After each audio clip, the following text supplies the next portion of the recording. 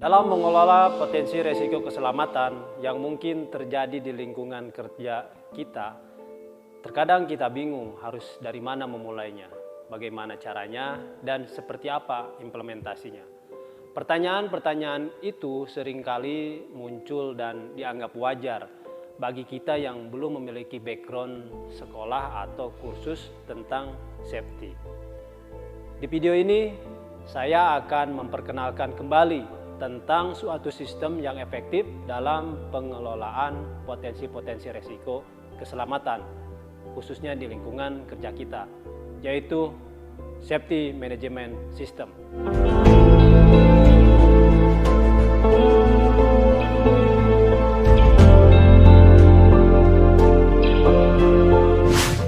Tonton terus video ini sampai selesai karena Anda akan mendapatkan banyak informasi, edukasi, dan inspirasi dari saya seputar safety. Video kali ini akan sedikit panjang karena saya ingin memastikan Anda bisa memahami dan langsung mempraktekannya di tempat kerja masing-masing. Silakan like dan share apabila Anda suka, dan juga jangan lupa subscribe channel ini agar Anda tidak ketinggalan untuk mendapatkan notifikasi apabila ada video-video menarik lainnya.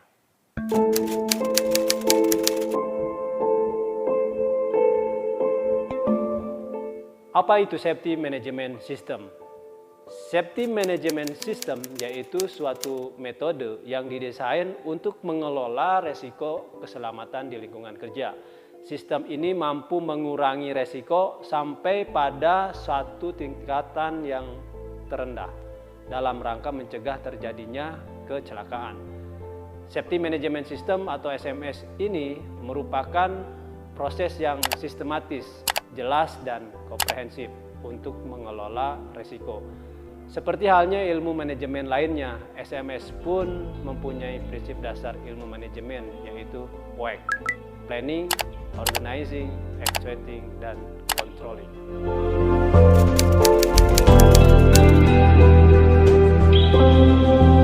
Untuk mengadopsi prinsip manajemen POEC, Planning, Organizing, Executing, dan Controlling, SMS membaginya menjadi 4 komponen dan 12 elemen SMS.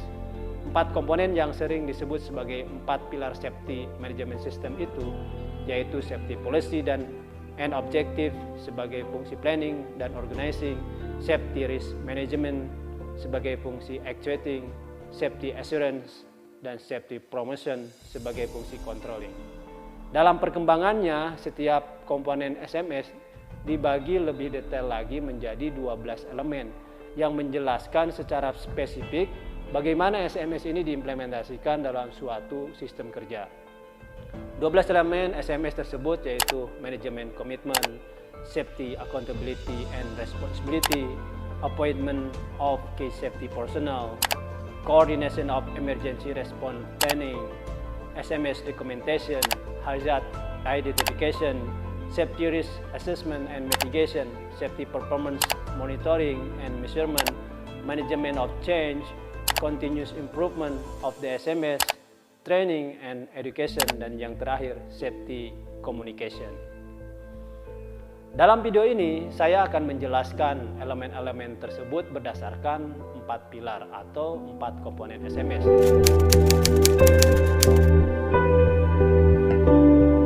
Komponen SMS yang pertama adalah Safety Policy and Objectives. Elemen-elemen yang termasuk ke dalam Safety Policy and Objectives ini yaitu Management Commitment, Safety Accountability and Responsibility, Appointment of the Key Safety Personnel, Coordination of Emergency Response Planning, and Safety Management System Documentation. Dalam komponen ini menjelaskan bahwa setiap pimpinan harus memiliki komitmen yang sama dalam keselamatan, mulai dari pimpinan utama yang di high level, baik pimpinan sektoral yang ada di medium dan low. Pimpinan harus menjadikan keselamatan sebagai bagian integral dari nilai-nilai organisasi dengan menunjukkan komitmen pimpinan dalam kesehariannya. Secara khusus, pimpinan harus mampu menetapkan suatu kebijakan dalam mencapai tujuan keselamatan Langkah ini dapat dilaksanakan dengan cara menetapkan poin-poin kebijakan ke dalam bentuk naskah atau tulisan, bisa berupa safety policy atau sejenisnya. Akuntabilitas dan tanggung jawab keselamatan juga harus didefinisikan dengan jelas. Tugas dan tanggung jawab pimpinan tiap-tiap level harus disesuaikan serta mampu untuk mengelola keselamatan dan memastikan efektivitas pengendalian risiko keselamatan di lingkungan kerja masing-masing. Para pejabat penanggung jawab safety harus memiliki kompetensi, skill, pengetahuan, dan pengalaman yang sesuai dengan tugasnya. Pimpinan harus jeli dalam memberikan suatu tugas dan tanggung jawab kepada para pejabat di bawahnya. Setelah personel pejabat keselamatan ditunjuk, proses dokumentasi juga harus ditetapkan, apakah dengan diterbitkannya surat perintah atau legalitas lainnya. Karena sistem manajemen keselamatan akan ditinjau secara berkala untuk memastikan tetap relevan dan sesuai dengan perkembangan organisasi.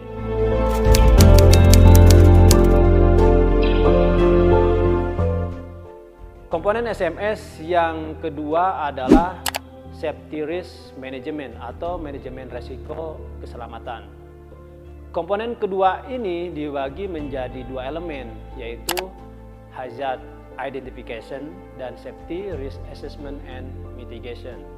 Untuk mengendalikan risiko keselamatan secara efektif, staf yang ditunjuk harus melakukan serangkaian proses yang saling berhubungan secara kolektif.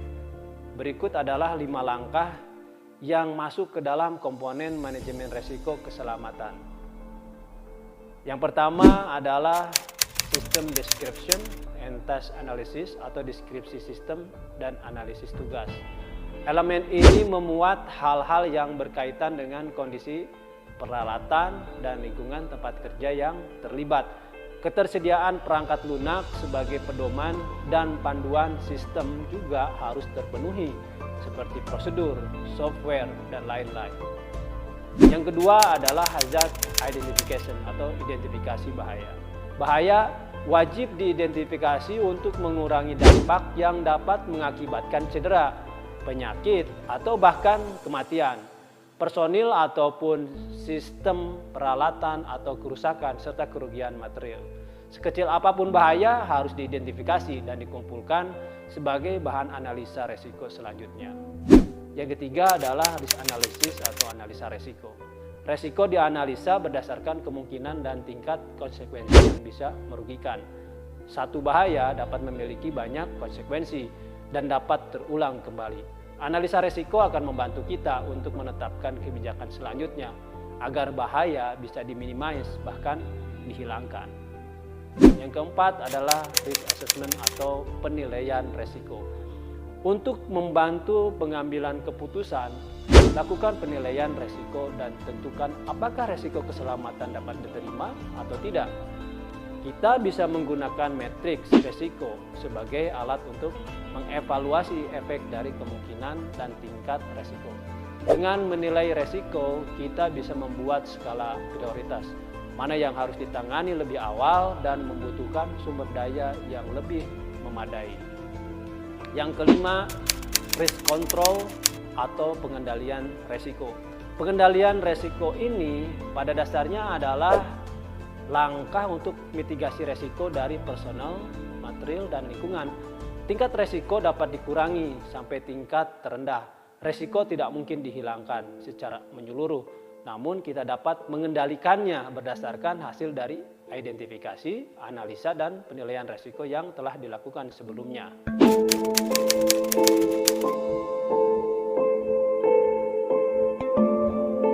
Komponen SMS yang ketiga yaitu Safety Assurance atau jaminan keamanan. Elemen-elemen yang termasuk ke dalam komponen ini adalah Safety Performance Monitoring dan Measurement, the Management of Change, Continuous Improvement of the SMS. Safety Assurance adalah komponen sistem manajemen keselamatan yang berhubungan dengan pemantauan pengendalian risiko. Setelah menempatkan langkah-langkah pengendalian secara strategis, kinerja dan efektivitasnya harus dinilai juga. Fungsi safety assurance mencakup audit internal, investigasi, dan sistem pelaporan. Dalam hal apapun, tindakan pencegahan dan perbaikan harus dilaksanakan, mungkin berupa peningkatan pengawasan, pemeliharaan peralatan, pelatihan, dan lain-lain. Tinjauan manajemen juga memainkan peranan penting dalam safety assurance, terutama dalam peningkatan yang berkelanjutan dari safety management system.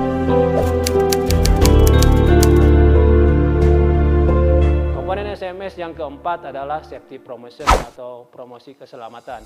Yang termasuk komponen ini adalah training and education dan safety communication.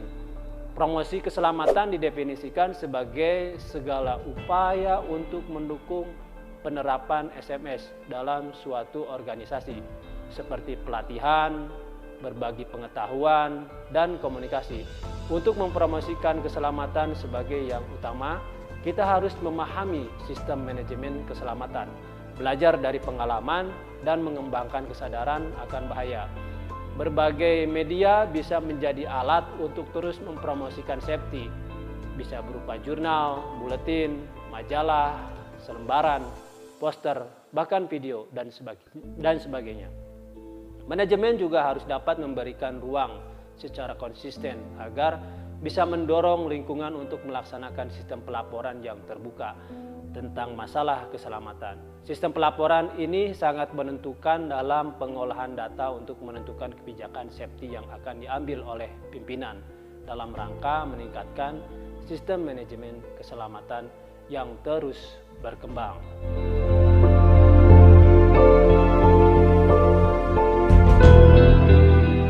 Belas komponen SMS ini memiliki struktur dan proses yang berbeda-beda dalam pelaksanaannya. Melalui video ini diharapkan mampu memberikan gambaran secara umum tentang implementasi SMS di lingkungan kerja, sehingga kita bisa bersama-sama memiliki suatu pemahaman yang sama dalam melaksanakan SMS secara efektif dan efisien agar zero accident selalu tercapai. Terima kasih sudah menonton video ini. Sampai jumpa di video safety berikutnya. Ingat, no accident bukan berarti kita aman. Tetap kembangkan diri dan organisasi dalam mengelola keselamatan dengan menerapkan safety management system. Saya Taufik Beriselangit, dari hati terbang ke langit. Salam safety.